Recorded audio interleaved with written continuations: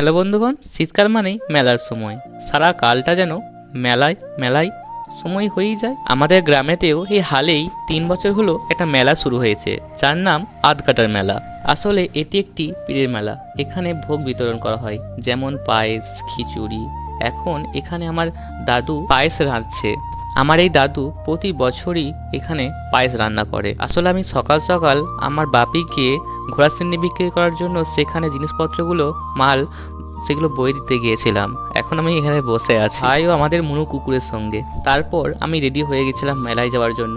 মেলায় যাওয়ার একটা আলাদাই মজা। সারা বছর অপেক্ষা করে এই একদিনই আমরা মেলা দেখতে যাই। আবার এই মেলাগুলো শীতকাল ছাড়া হয় না।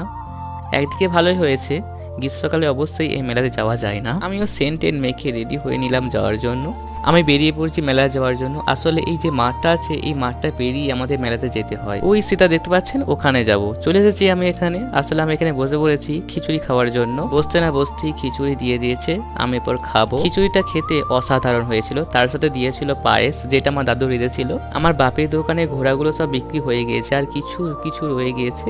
কিছুক্ষণের মধ্যে শেষ হয়ে যাবে অবশ্য। যা ভিড় হয়েছে মেলাতে আপনাদের কি বোঝাবো। যে বছর থেকে নতুন আমাদের এখানে মেলা শুরু হয়, সেই বছর থেকে আমার বাপিও এই ঘোড়া সিনে বিক্রি করছে এখানে। তারপর আমি গিয়েছিলাম মেলায় ঘুরতে। এখানে জিনিসপত্র খুবই বাচ্চা বাচ্চা টাইপের। আমার জিনিসপত্র কিছু ছিলই না, আর আমার সেরকম বয়সও নয় যে আমি এরকম খেলনা খেলবো।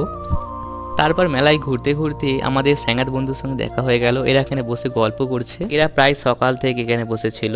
আর এখানে দেখছেন সত্যপীর, এখানে সত্যপীর চলিতেছে। ওই ঘুরতে ঘুরতে আমার এইগুলো দেখতে পেলুন। দেখুন এইগুলো হচ্ছে বেলুন। আমার বেলুন খুবই পছন্দ। তারপর মেলা দেখা শেষ হয়ে যেতে চলে এলাম ঘরের রাস্তায় ফিরে। এখন আমি বাইরে যাচ্ছি। আমি আসলে একটু দেরি করে এসেছিলাম, আর দেরি করেই যাচ্ছি।